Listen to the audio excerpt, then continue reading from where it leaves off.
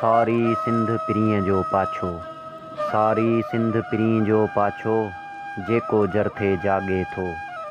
थधि वसे थी वारीअ ते, थूहर थूहर निंड करे थो। हिकिड़ो ख्वाब सुहानो जेको रोज़ अखियुनि में खेप भरे थो। कारो नांग मथां चांडोकी, कारूं झरथे मोर नचे थो। मूंखे हिकिड़ो ख़्यालु अचे थो, सारी सिंध पिरीअ जो पाछो, सारी सिंध पिरीअ जो पाछो।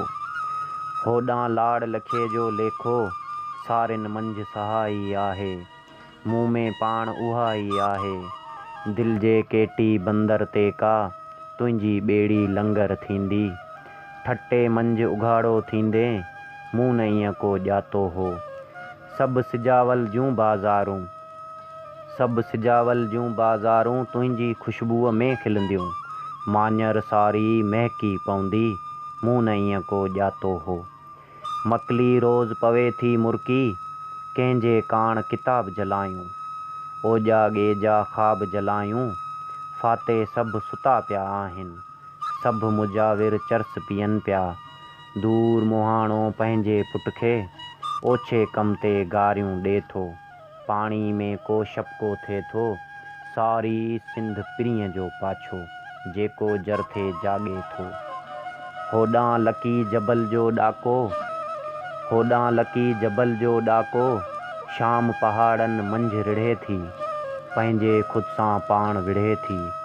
पत्थर पत्थर तन्हा आहे, हर नए नंढड़ी नांगिण आहे, हर नए नंढड़ी नांगिण आहे।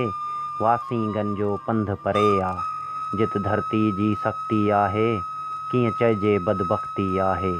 माण्हू माण्हू सां मिले थो, पत्थर मंझि गुलाब खिले थो। लकी शाह सदर ते सांझी, लकी शाह सदर ते सांझी, ॾीए मां हिकु ॾेख ॾिसां थो। सारी सिंध पिरीअ जो पाछो, जेको जरते जागे थो। कहंदे नेठि कछींदे काछो, पंहिंजो पाण लताड़े पाछो। तोखां दूर थियासीं छा थियो, छणंदड़ ॿूर थियासीं छा थियो। पीला गुल बणियासीं छा थियो, सखर सोन सरीखो आहे। रोड़ी रूह लताड़े ईंदे, जे दरिया ते भुलिजी ईंदे, पंहिंजे ख़ुदि खे पाण तकींदे। तुंहिंजी ज़ात ई तोसां मिलंदी, तुंहिंजी ज़ात ई तोसां मिलंदी, तो मां रोई साम्हूं खिलंदी। सचल इश्क ॿुढा न थी वे, सारी सिंध पिरीअ जो पाछो, जेको जरथे जागे थो।